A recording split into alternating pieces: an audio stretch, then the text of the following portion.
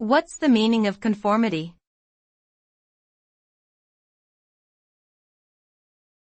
Conformity.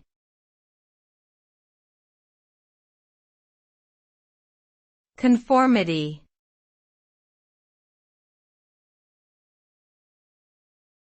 Conformity.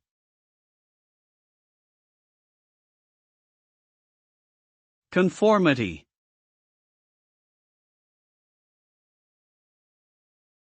Conformity refers to the act of matching one's beliefs, attitudes, and behaviors to those of a particular group or societal norm.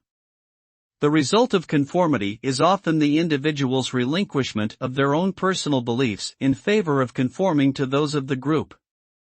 This can lead to a loss of creativity, critical thinking, and independent decision-making.